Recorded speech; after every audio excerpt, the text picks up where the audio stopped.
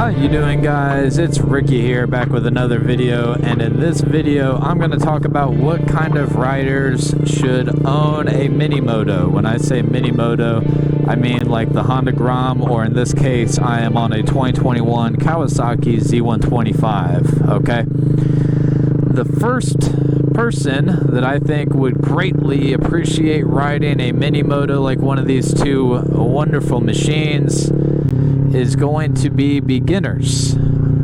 Obviously, beginners are going to love these motorcycles because on these motorcycles, since they make very little power, they will stall. Not super easily, but they stall a little easy. So you do have to learn how to use progressive throttle twist with progressive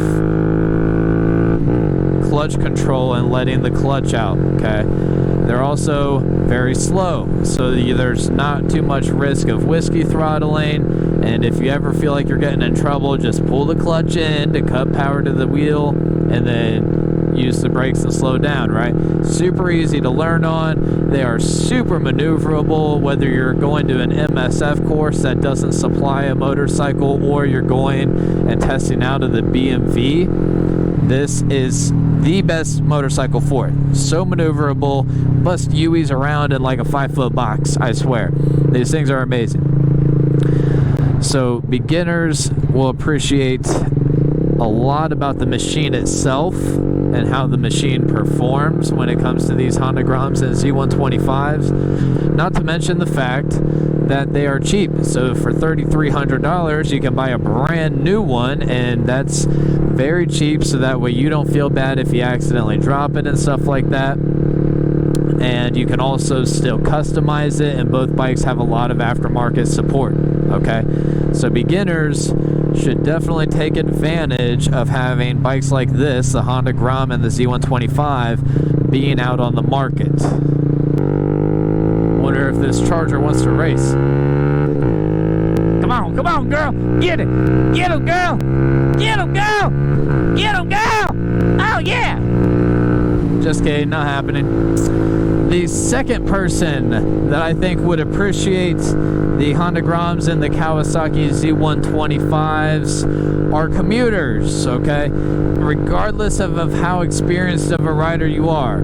If you have a weekend toy, go ahead and have your Turbo Hayabusa.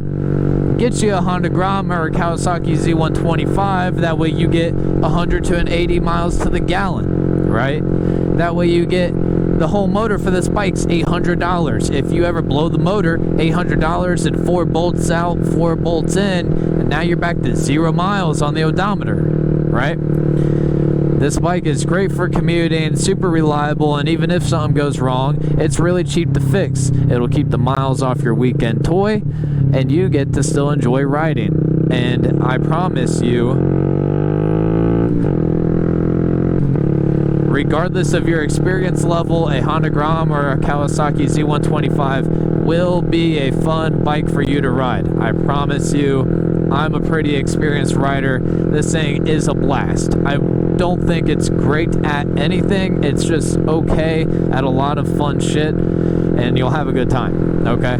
So commuters will love this bike. Let it soak up your miles around town. It cruises at 55 comfortably. Any more than 55, you're kind of pushing it.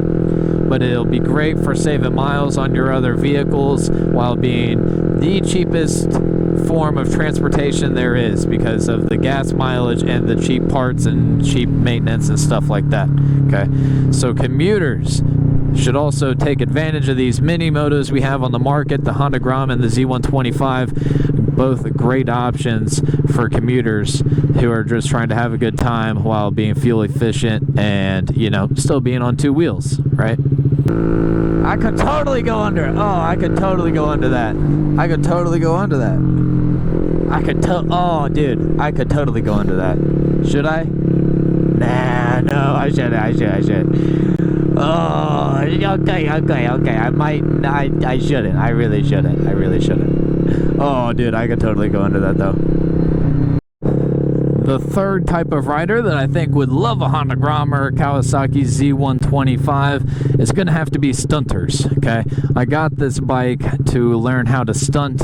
I'm not really able to use it all that much because I got a rear sub cage, but because of the accident that I had last year, my ankle hurts when I try putting my feet up on the back pegs, and I will literally flinch from pain, and it's just unsafe for me to try using that and wheeling or anything else. But these motorcycles have a ungodly amount of aftermarket support. You've got big bore kits and the clutch kits with the stiffer springs, and you got the stunt cages, and you got the hand brake for the rear brake and stuff like that.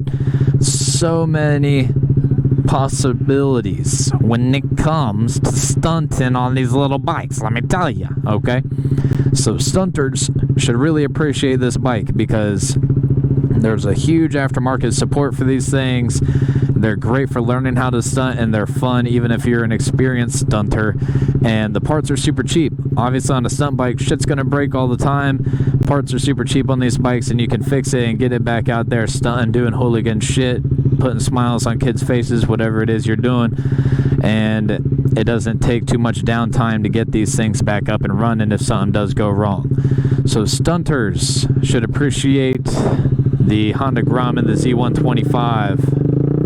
That's gonna be it for this video. I hope you guys enjoyed. Just a quick recap: beginners, commuters, and stunters. Go test ride a Honda Grom or a Kawasaki Z125. See how you feel about it. You'll probably enjoy it.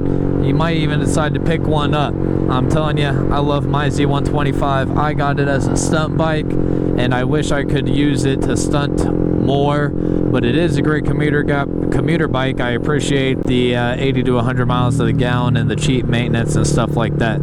These are wonderful machines. Go test ride one and see what you think. I hope you guys enjoyed the video. If you did, please like and subscribe, and I will see you all in the next video.